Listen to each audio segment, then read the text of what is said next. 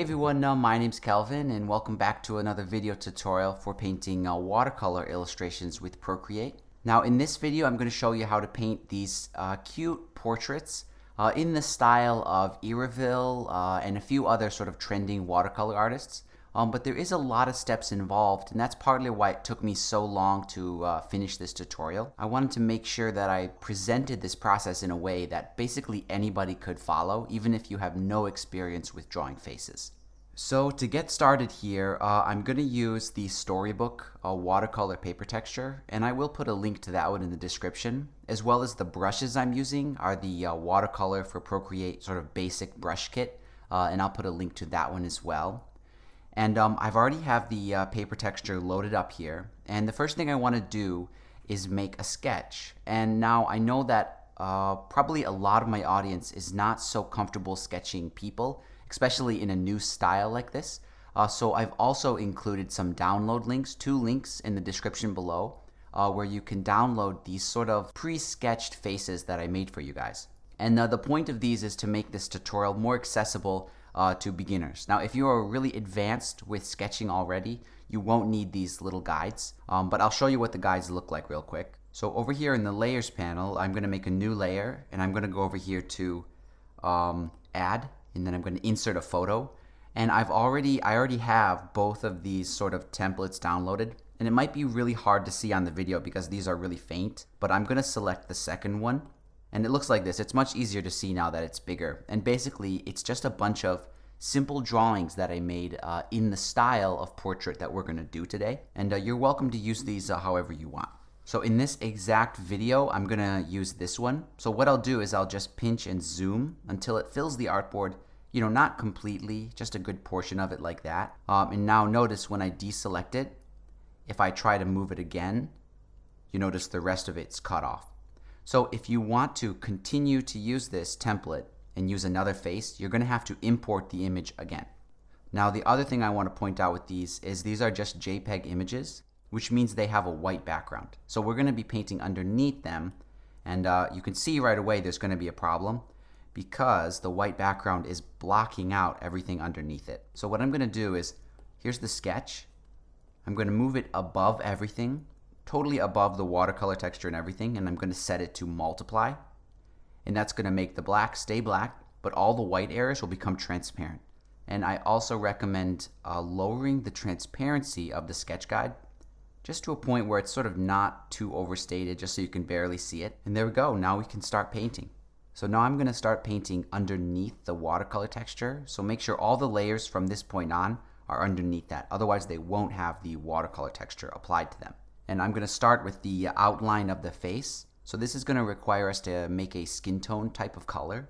So a trick for doing that actually is down here in the color palette, just scroll down here somewhere between red and yellow, just in that sort of orange area.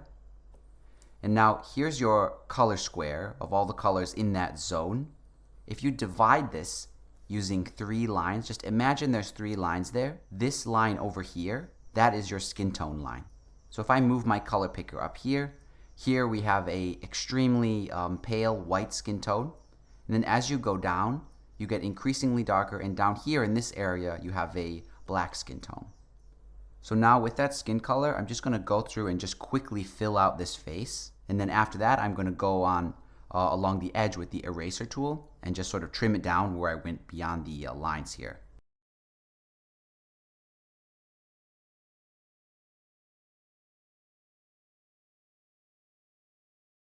So there we go, I've got all the skin tone laid down, and I've sort of cut along the edge using the eraser tool. And at this point, if you want, you could add some kind of darts in there for the hair, just imagining, you know, the hair is kind of going along the face. So now I'm going to focus on basically shading the face, and I'll start by doing the neckline. So with the selection tool set to freehand, I can go along the neckline like this, and then I can go like that, and I create a kind of box shaped selection. Now if I zoom out here and go to hue, saturation, and brightness, and I lower the brightness, you'll see how that adds a kind of a shadow to the neck and sort of brings out the chin line. The next shadows we're going to do are on the ears, and I'm also going to shift the hue a little bit for those as well. So I'm going to select this ear first, Then I'm going to go around the top of the head and select the other ear. And notice I didn't go all the way to the edge of the face. And that's because I'm going to feather it at this point, just to soften that edge. Feather it about like that. I'll go to hue, saturation, and brightness, and I'm going to darken the ears a little bit.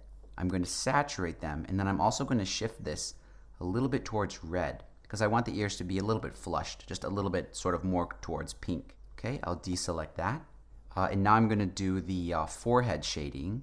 So using the selection tool set to freehand, I'm going to make a selection like this, just going to the nose, and then over, and then back up, around the eye, just underneath the eyebrows. And then I'll join it back over here, and I'm going to feather it just a little bit.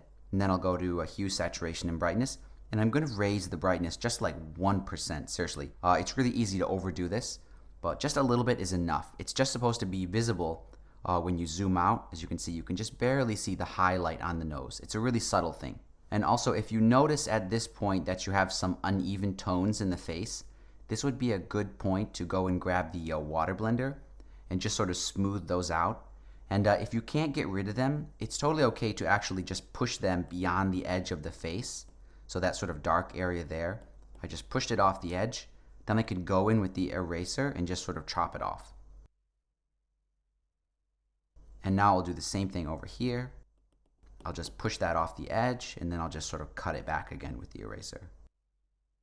Okay, so the basics of the face shading are all done. And at this point, I'm going to go ahead and do all of the features of the face, like the eyebrows, the eyes, the nose, the mouth, and they're all going to be on different layers. So if you reach a point where your iPad is telling you you can't do any more layers, it's probably because you have an iPad Air or a non-Pro iPad, and that's totally fine. There's actually an easy workaround for this, and I'll put a link in the description to a video where I explain how to get more layers.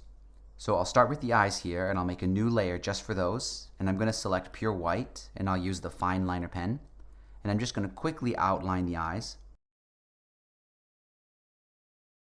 And one thing that I did learn when I was experimenting with different eye shapes is it's really better if your eye comes to a corner here that's not sharp. It really looks nice when the corner is very rounded on both the inside and the outside of the eye. Now for the color of the eye, you could easily go in there and just select whatever eye color you want, like blue for example, and just carefully color this in.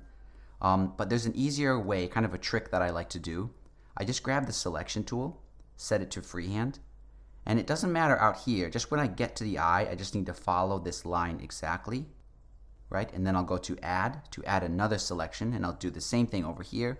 It doesn't matter what's happening out here. It only matters when I get to this point, just like that. And now I can grab my eye color and actually just drop it onto the eyes. There we go. And that edge got a little bit crazy there, so I'm going to go back again with the fine liner pen and just smooth that out a little bit. Okay, that looks pretty good. Now for the shading on the eyes, I'm going to make a selection like this, just imagining where the pupil is. I'll do add, and I'll do the same thing to the other one. I'm going to feather that out quite a bit, pretty much until that gets to the edge of the eye there. Then I'll go to hue, saturation, and brightness, and I'll darken it and saturate it, and maybe even shift the hue a little bit. Now I'm going to deselect it, and I'm going to do another selection. This time I'm just going to go and make this kind of crescent-shaped selection just along the top of the eye.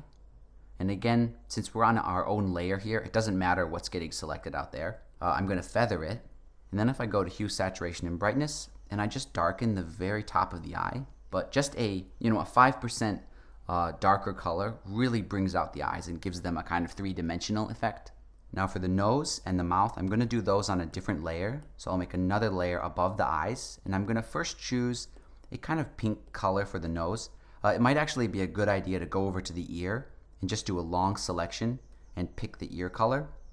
And now grab the fine liner pen, and on its own layer you can just sort of draw out the nose. It's really better if you make noses sort of more triangular, so at the very top of it, it comes to a point. And now for the mouth, what I recommend doing is using that same color but just like a darker version of it. And then I'm just going to see what that looks like. Okay, too dark, so I'm going to go over here, try that one. Okay, that's pretty good. Now for this little chin line here, I'm going to choose a really light version of that color and just do it like that. And now if I go to my layers panel, and turn off the sketch. We can get a better look at this. And I'm going to take this layer and set it to multiply.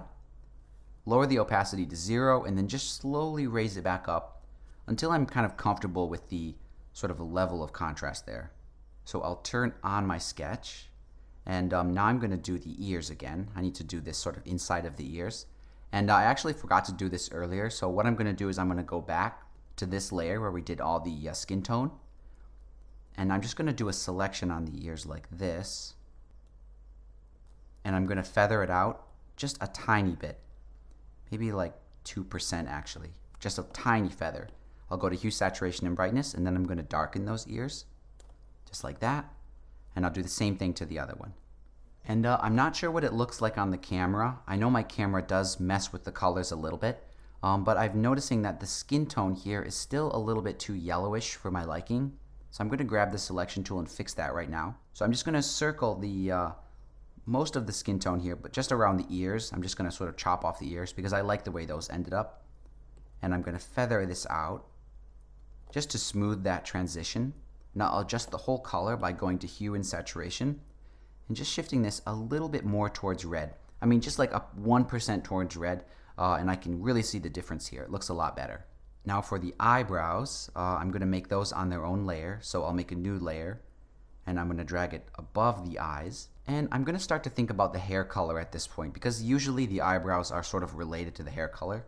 And for this one, I want to do kind of a medium brown hair. And I'm just going to do a nice simple eyebrow, just like that.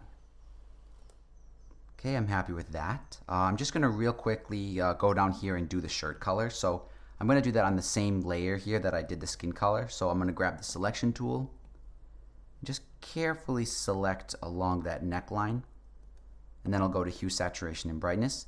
I'll darken it, saturate it, and then just shift it until I find another color that I like. And at this point, I can start doing the hair.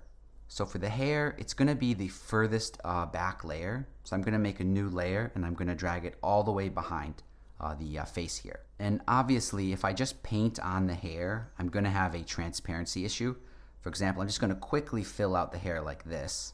And that color is too light, but I'm just going to use it as an example. You can see, even though we're working behind the face, we're working down here, the face is a little bit transparent, and we can see the hair color coming through that. So what we need to do is make the face completely opaque. And this is a trick I've covered in the past, and you're already probably familiar with it. I'm just going to create a white version of this face. But if this is the first time you're watching this, it's such an easy technique. I'm just going to make a duplicate of the face, turn off the top layer, and select the bottom. I'm going to set that to pure white, and it looks like it disappeared, right? But it's still there. I just used the brightness to sort of brighten it out. I'll make a few copies of it. Then I'll merge those together.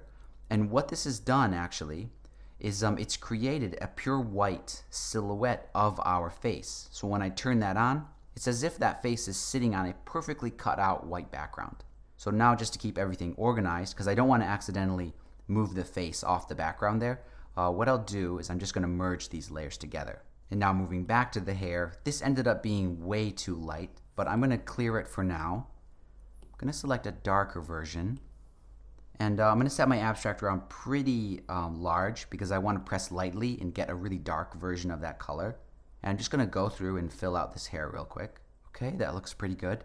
Now for the shading on the hair, it is a three-dimensional thing, so I'm going to shade it a lot like I did to the face. So I'm going to use the selection tool, and I'll just use the freehand selection tool to grab the left side and then the right side. And I'll feather that out. Then I'll go to my hue, saturation, and brightness, and I'm just going to darken the sides of those hair just to give it that kind of 3D effect.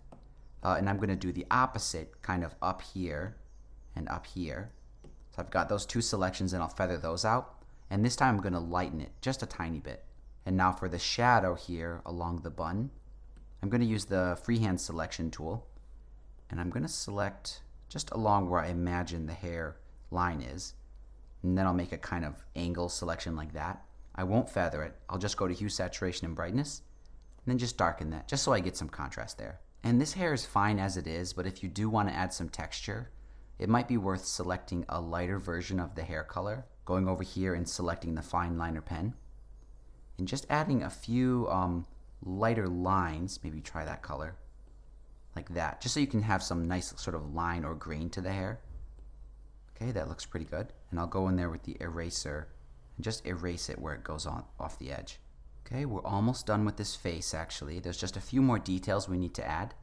I'm going to make a new layer and I'm going to do the rosy cheeks, and this is optional, but I'll make a new layer and just make sure it's above our face layer here. And on that layer I'll select kind of a rosy red color like that, and then I'll go to my regular brushes and I'm just going to grab the soft blotch, and at a pretty small size I'm just going to faintly kind of brush in the rosy cheeks. Okay, that looks pretty good, and I'm just going to go to that layer. I'm going to leave it set to normal, but I'm just going to slowly raise the opacity just until I can barely see it there. And then I'm also going to move it a little bit because it did end up kind of lopsided. Okay, that looks pretty good. And now to finish up this face, I'm going to add an outline to it. And this isn't something that I normally do, but it's really suitable for faces like this, especially if you want to add a background to it. So the way I'll do that is I'll just make a new layer above everything else, and I think I'm comfortable with this enough that I'm going to go ahead and just merge everything else together. And on this new layer I'm going to use a kind of sort of a brown color, a dark brown kind of grayish color, and I'm going to grab the fine liner pen, and at maybe 10% or so size I'm just going to go in there and carefully outline all the details in this face.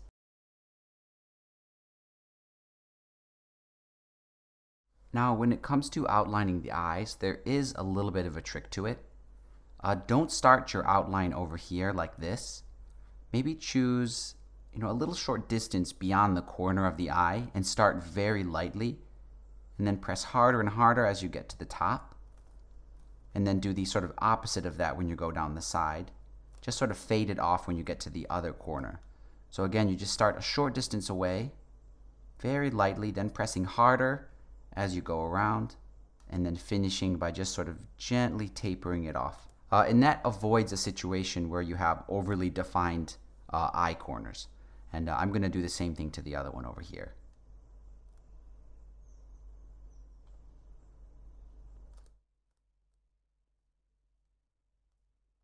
So there we go, I've defined the whole outline now. So I'm going to go to my layers panel, and here's the outline layer, and I'm going to set it to multiply.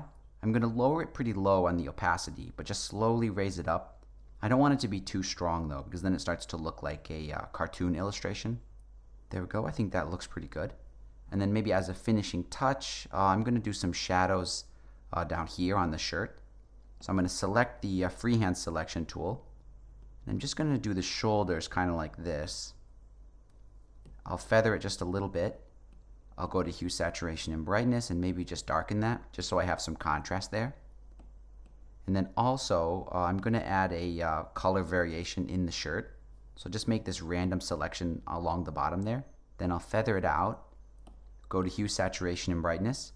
I'll darken it a little bit, saturate it a little bit, and then shift the color maybe a little bit towards purple. And I think I want to do the same thing for the hair. So I'll do a random selection in the hair like that. I'll feather it out, and then I'll go to hue, saturation, and brightness and use the hue slider and just try to introduce maybe a slightly purple tone in there. This just prevents the hair from looking a little bit too flat and boring. And for the face, for the skin tone, I really don't recommend doing that random color variation because I think our eyes are really sensitive to skin tone, and if it looks a little bit blue or a little bit green, it just doesn't seem quite right. So I think you should leave that how it is. If you do want to modify it because it might look a little bit too flat, one thing I do recommend is adding a highlight. So you might just go along the face like this and just sort of do this sort of T-shaped selection and feather that out, and then go to hue, saturation, and brightness and just slightly brighten that. And that will give the face a little bit more 3-dimension. It might also help to go down here and do a slight shadow on the chin.